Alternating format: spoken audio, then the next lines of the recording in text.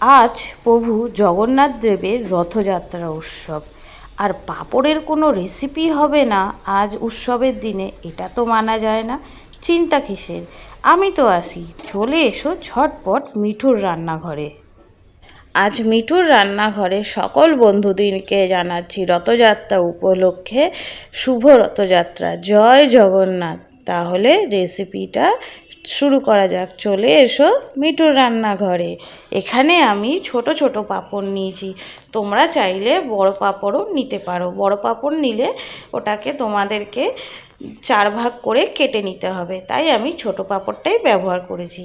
এখানে একটা নারকেল আমি পেস্ট করে নিয়েছি, নারকেলের মধ্যে দিয়েছিলাম পেস্ট করার সময় আদা, কাঁচা লঙ্কা দিয়ে বেশ ভালো করে পেস্ট করে নিয়েছি। নিয়ে একটা প্লেটের মধ্যে ঢেলে এর মধ্যে আমি দিয়ে দিয়েছি 3 চামচের মতন বেসন, দিয়েছি অল্প হলুদ, দিয়েছি চিলি ফ্লেক্স, অল্প একটু নুন আর চিনি দিয়ে খুব ভালো করে হাত দিয়ে মানে ব্যাটারটা মেখে নিতে হবে, যাতে ব্যাটারটা জল জল না হয়, একটু শুকনো শুকনো হয়। এখানে আমি একটা বাটির মধ্যে বেসন নিয়ে নিয়েছি, বেসনটার মধ্যে অল্প জল দিয়ে দিলাম অল্প একটু হলুদ আর অল্প একটু নুন দিয়ে ব্যাটারটা একটু বেশি গাঢ়ও না বেশি পাতলাও না, মিডিয়াম সাইজের, এই দেখো ঠিক এই ধরনের ব্যাটারটা তৈরি করতে হবে।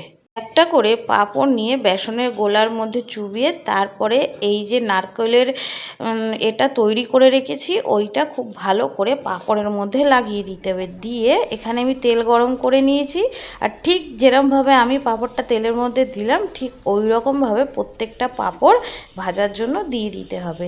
যে দিকটা নারকেলটা দেওয়া আছে সেই দিকটা কিন্তু আগে ভাজতে হবে। রকমভাবেও তোমাদেরকে দেখিয়ে দিচ্ছি।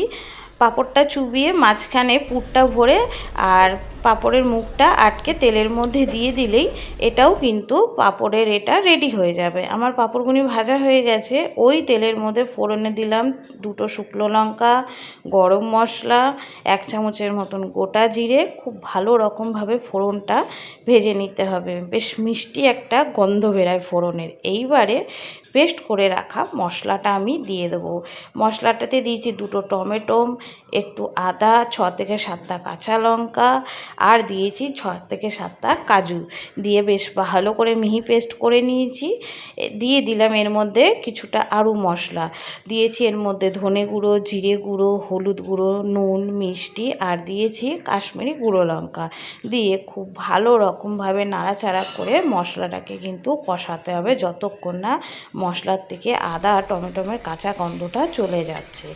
মিক্সি বাটি ধোয়া জলটাও দিয়ে দিয়েছি, দিয়ে বেশ ভালো রকমভাবে এখানে আমার মশলাটা দেখো কষিয়ে নিয়েছি কিন্তু খুব ভালো রকমভাবে। এবারে ভেজে রাখা আলুগুনি আমি এর মধ্যে দিয়ে বেশ ভালো করে আরও একবার কষিয়ে নিতে হবে। এই দেখো এখানে আমার আলুটা খুব ভালো রকমভাবে কষানো হয়ে গেছে। এবারে আমি পরিমাণ মতন জল দিয়ে দেবো যাতে আলুটা খুব ভালো রকমভাবে সেদ্ধ হয়ে যায়। এখানে আমি জলটা একটু বেশিই দিচ্ছি, কারণ পাঁপড়ে কিন্তু জল একদম টেনে নেয়, সেই জন্য জলটা একটু বেশি দেবে, তাহলে কিন্তু গ্রেভিটা দেখতে পাবে। এখানে আমি ঝোলটা দেখে আমি আরও একটু এর মধ্যে নুন দিয়ে দিলাম, দিয়ে খুব ভালো করে নাড়াচাড়া করে এটাকে আমি সেদ্ধ হওয়ার জন্য রেখে দিলাম।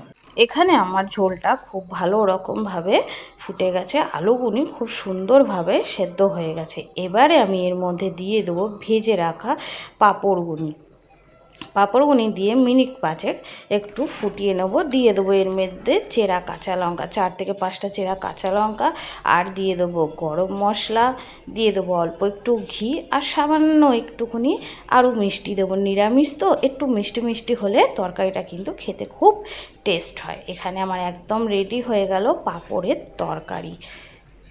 এরকম সুন্দর সুন্দর রেসিপি দেখতে হলে আমার পেজটিকে ফলো করতে হবে।